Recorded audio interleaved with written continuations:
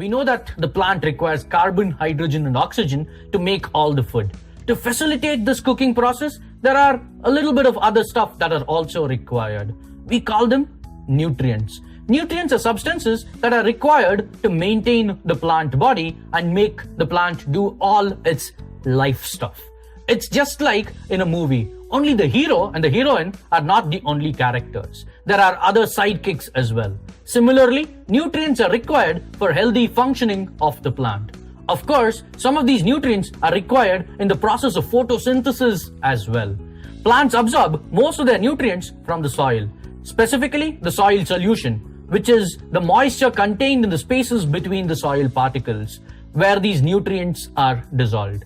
If any nutrients are lacking or are present only in a form that plants can absorb, plant won't grow to their full potential. For healthy growth, plant needs 16 different elements. Carbon, hydrogen, and oxygen, the foundation blocks for photosynthesis, are required in larger quantities. Like we already know, they get this from the air and the water. Plant also needs relatively large amounts of nitrogen, phosphorus, and potassium. These elements over here are called the primary nutrients. In case these are not available in the soil that the plants grow in, we add them artificially, and this is what we call as fertilizers. Obviously, the plant will eventually use up these nutrients, and once that happens, the soil will invariably have to be enriched again to replenish those required nutrients. The remaining elements is called micronutrients. They together constitute only 1% or lesser of the total requirement. They actually include elements like molybdenum and all of that. Don't even bother about them actually. Unlike carbon that comes from the carbon dioxide that the plants can breathe, nitrogen cannot be taken in from the air. It needs to be given to the plant in a way that it can actually be absorbed by the plant through the soil. This conversion from free nitrogen to the nitrogen that the plants can consume is carried out. Yeah, even this process actually has a name and is called nitrogen fixation. Nitrogen fixation happens in nature when lightning strikes and is also done by our friendly neighborhood bacteria.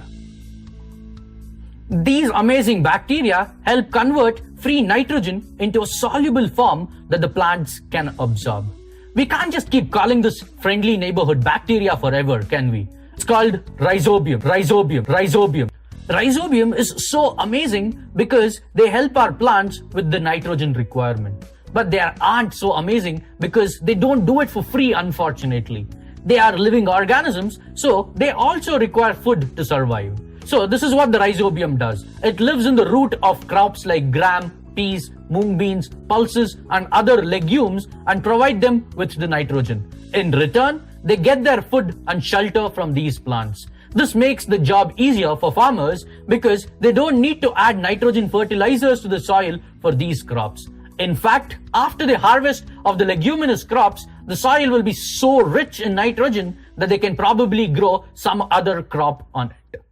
If you like this video and want to watch many more amazing videos like these, like and subscribe to our channel now.